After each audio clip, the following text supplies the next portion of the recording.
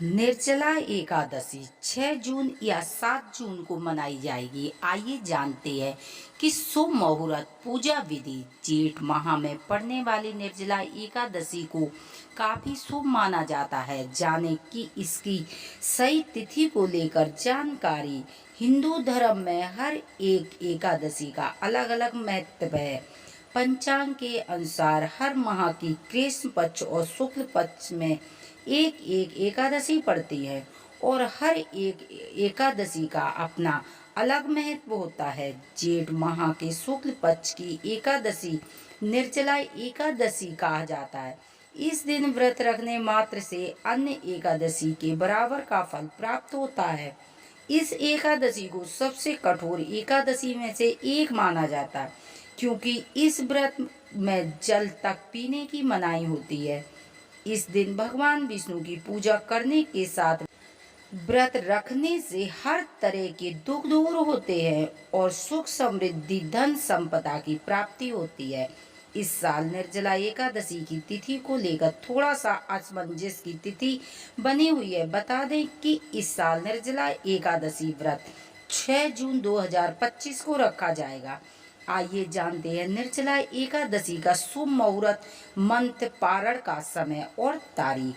निर्जला एकादशी को भीमसेनी एकादशी भी कहा जाता, क्योंकि इस व्रत को सबसे पहले पांडव पुत्र भीम ने किया था। पंचांग के अनुसार जेठ माह की शुक्ल पक्ष की एकादशी 6 जून देर रात तक 2:15 पर आरंभ हो रही है, जो कि 7 जून को सुबह 7:47 पर इसकी समाप्ति होगी। ऐसे में उदया तिथि के आधार पर निर्जला एकादशी का व्रत 6 जून को रखा जाएगा, जो गृहस्थ लोग रख सकते हैं। इसके अलावा वैष्णव संप्रदाय के लोग 7 जून 2025 को रखेंगे।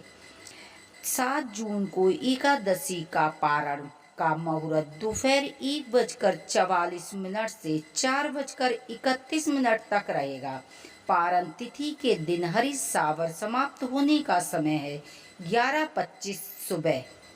जो वैष्णव लोग व्रत रखेंगे उनके लिए 8 जून को एकादशी का पारण का समय सुबह 5:30 से 7:17 तक रहेगा। पारण तिथि के दिन द्वादशी समाप्त होने का समय 7:17 सुबह तक रहेगा। निर्जला एकादशी के दिन भगवान विष्णु के मंत्रों का जाप करना चाहिए। ओम नमो भगवते वासुदेवाय मंत्र का जाप करें। इस मंत्र का जाप करने से कई गुना अधिक फल की प्राप्ति होती है।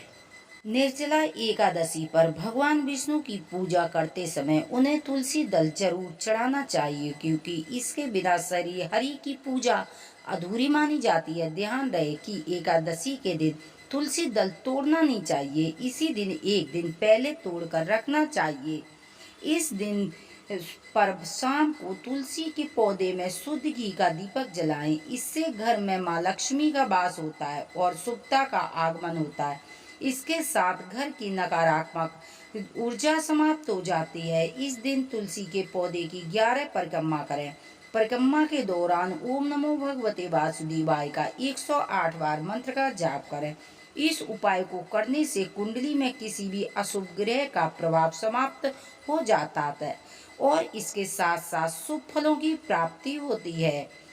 भगवान विष्णु को तुलसी की मंजरी अर्पित करना बहुत ही शुभ माना जाता है। इससे धन की मुश्किलें दूर होती हैं और आर्थिक स्थितियां मजबूत होती हैं। ध्यान रहे कि एकादशी के दिन तुलसी की मंजरी भी नहीं तोड़नी चाहिए, क्योंकि ऐसा करने से श्री हरि और देवी रुष्ट हो जाते हैं। जो लोग धन सी कामना रखते हैं उन्हें इस दिन अपनी लंबाई के जितना लंबा कलावा लेकर तुलसी जी को अपनी मनोकामनाएं बताते हुए पौधे में बांधना चाहिए। इसके साथ पीले रंग के धागा को लेकर 108 गांठें लगाकर तुलसी के पौधे को चारों ओर से बांध दें। इससे आर्थिक तंगी दूर होती है।